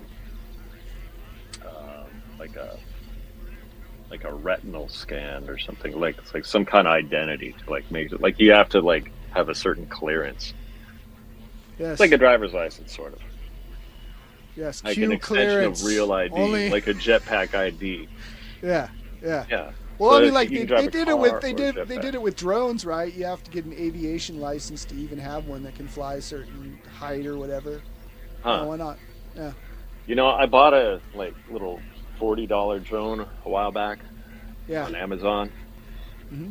It's still in the fucking box. I never got around to so I was like, well, I own it. I just, haven't. How am I gonna fly that around? Yeah, it sounded like I had a friend who has one, and he lost it in his neighbor. He was flying it up in the mountains. He has a mountain home, and he lost it in like some other neighbor's property, and he couldn't get it back without having to trespass on somebody else's property. Yeah, like, well, indeed. Yeah, what a pain in the ass, though. Like, I mean, I think that's the one thing that you can be like. It's like a kid with a helium balloon, only like really expensive or more expensive. Well, here at the Of Dark Matters podcast, we are the friendly minotaurs of podcastery. Yes, we are. We are. So this is the time when we start to do some plugs and where you can find us, getting close to the winding down of the show. Got to go down that little dusty trail. Yes. So without further ado, we're going to go ahead and get into... Can you do me a favor, Clutch? Can you hit Play our... the plug music. Yes, please, because we're having a little bit of... Are you schmelting over there? I've been having schmelting acts. This is like... I've been having lags and all sorts of stuff on my end. Right. And it's been not my fault. There we go. Here's some plug So this music. is the time when we shamelessly plug our show and ourselves. Before we get started, I'm going to shamelessly plug the Rev.Dr. Christopher Macklin for being on our show. What's the name of his organization? The Global Enlightenment Project. Nice. Global Enlightenment Project. Project.com. And then you can get a hold of him through there. Yes. And he has meetings. He's got ceremonies going up. So if you're interested in some spiritual healing, he would be the man to talk to. I want to thank everybody that came here tonight, but I'm going to go ahead and take it away and give it to Dr. Clutch. Go ahead and plug away, sir. Yes, if you'd like to check out my Substack, go to drclutch.substack.com. What else would I like to plug? I would like to plug, good grief, I just bought a water ski, for crying out loud, and I bought it from a wakesports.com, and it's a little company out of El Cajon, and they hooked me up, and hopefully I'll receive my new water ski in a couple of weeks. What else would I like to hit? So yeah, wakesports.com, drclutch.substack.com. And if you're on x.com, look for Goo Goo Gaga if you want to cheer yourself up at any time. And what else would I like to plug? I'd like to plug, I'd like to plug my contractor. Nice. It is about 99% finished, and I should have it all complete next week. It's just waiting on the bay window curtain, but everything else is squared away. Pretty darn happy with that. Yes. So if you're in San Diego and you need a skilled contractor, I don't want to say his name on the air exactly. I don't know if he wants to be plugged on our show, but you can always contact me if you need some work, and I'll give you his information. If you need a new kitchen or a new living room or a new bathroom or a new bedroom, this dude is the man. Very positive, upbeat. He's a great guy. Nice. Couldn't be happier. Yeah. Couldn't be happier. And I'd like to plug, oh yes, do not forget to look for Mojo the Mad on Suno.com for some of the best goth music this side of the Mississippi. Yeah. Indeed, my friend. Indeed, my friend. So, I am Mojo the Mad. This has been the Of Dark Matters podcast, and we like to thank all of you. Out of all the choices, you've decided to come here and join us for a little bit of our studio in the multiverse, in a small dark corner where we can talk to you about things that most people don't want to talk about, but most people are talking about anyway. Every Saturday at 3 p.m. Pacific Standard Time, 6 p.m. Eastern, we are here for you to not only bring you more guests and enjoy conversation and open conversation and discussion, but civil conversation. You can find me here with Dr. Clutch. Here he is right here. Dr. Clutch and me together. There we are. Every Saturday. We're not going to steer you right. We're going to steer you wrong. So, you can find me on Facebook under Mojo the Mad, and in Instagram under Mojo the Mad, and on Substack as well. You can find me on SoundCloud under Mojo the Mad and the Drama Llama Ding Dongs, which was ads and things that I created, and skits and music from a bunch of different bands and a bunch of different things throughout my life. And my previous podcast, To the Same Boat. And you can also find Please Stand By, which was a show that me and Clutch were on, where Clutch was the host and I was a Zed McMahon. Yes, sir. The CIA. The CIA. Yes. Yes. Yes. It's been quite the ordeal today, as things are like on my end looking a little glitchy, but I stuck with it. I had my best berserker face. I suggest all of you grin and bear it and take it and just eat it. Just I eat it for breakfast. Embrace the suck, right? But also embrace positivity and love. And I wish to give you magic. This is what I create. This has been a creation that couldn't be possible without Dr. Clutch with me here. Yes, that's true. Bring him back on. True.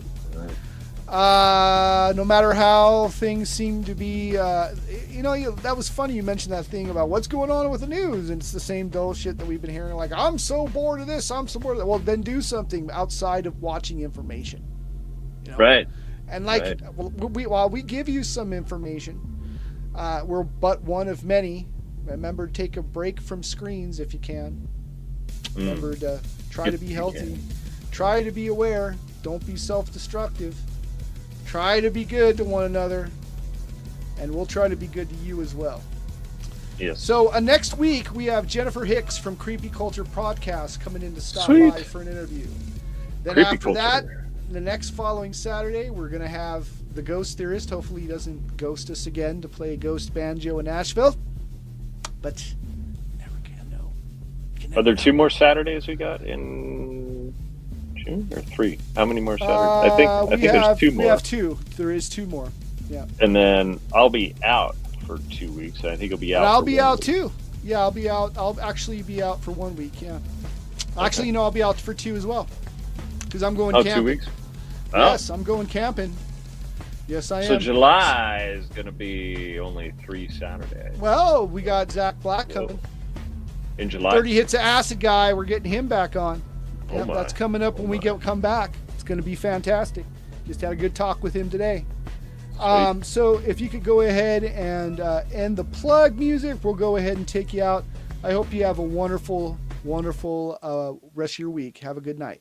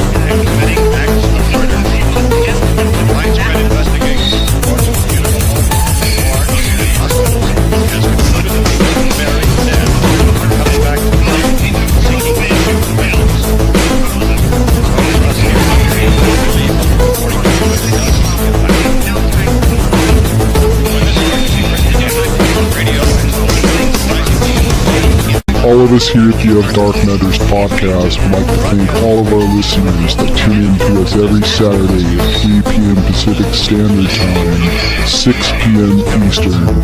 Thank you for listening and good night. This has been a production of Mojo Mojito Production.